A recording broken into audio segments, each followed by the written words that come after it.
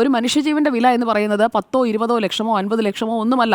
ആ മനുഷ്യന്റെ ജീവനും സ്വത്തിനുമുള്ള സുരക്ഷിതത്വം ഉറപ്പാക്കുക എന്നുള്ളത് സ്റ്റേറ്റിന്റെ ഉത്തരവാദിത്തമാണ്. അവിടെയാണ് ഈ പരാജയങ്ങൾ തുടർച്ചയായി സംഭവിച്ചുകൊണ്ടിരിക്കുന്നത്.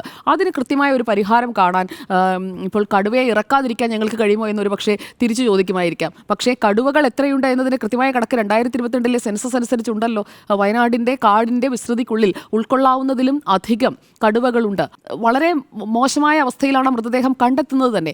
അങ്ങനെ ഒരു അവസ്ഥയിലേക്ക് നമ്മുടെ പ്രിയപ്പെട്ട ഒരാളുടെ മൃതദേഹം കിടക്കുന്നത് നമുക്ക് സങ്കല്പിക്കാൻ പറ്റുമോ? എനിക്ക് സങ്കല്പിക്കാൻ പറ്റില്ല.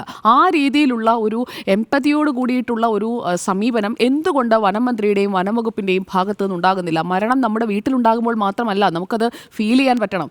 മറ്റുള്ള ഒരാളുടെ വീട്ടിലും ആ മരണം ഉണ്ടാകുമ്പോൾ അത് എൻ്റെ വീട്ടിൽ നടന്ന മരണം പോലെ തോന്നുന്നില്ല എന്നുണ്ടെങ്കിൽ ജനങ്ങളോട് ഇടകലർന്ന് നിൽക്കുന്ന ഒരു സർക്കാർ എന്നുള്ള പിണറായി സർക്കാരിൻ്റെ പ്രതിച്ഛായ ഇപ്പോൾ ഏറ്റവും കൂടുതൽ മോശമാക്കുന്നത് ഈ വനമന്ത്രിയും വനംവകുപ്പുമാണെന്നുള്ളതിൽ ഒരു സംശയവുമില്ല. കാരണം ഏറ്റവും കൂടുതൽ ജനങ്ങൾ ഭീതിയോടെ കഴിയുന്നത് ഈ വന്യജീവി ആക്രമണങ്ങളിൽ ഭയന്നുകൊണ്ടാണ്. ഇപ്പോൾ പ്രതിപക്ഷത്തിൻ്റെ കയ്യിലേക്ക് കിട്ടുന്ന വലിയൊരു ആയുധമാണ് വന്യജീവി ആക്രമണങ്ങൾ. അത് മലയോര മേഖലയിലാകെ, ഈ തെരഞ്ഞെടുപ്പ് വർഷത്തിൽ മലയോര മേഖലയിലാകെ ഈ ഒറ്റ വിഷയം മതി. ഈ ഒറ്റ വിഷയത്തിൽ കൃത്യമായി അവർക്ക് പ്രചാരണം നടത്താൻ കഴിയും. കാരണം ആളുകൾ നോക്കുമ്പോൾ സത്യമാണ്, എൻ്റെ നാട്ടിലുണ്ടായി, അപ്പുറത്തുണ്ടായി,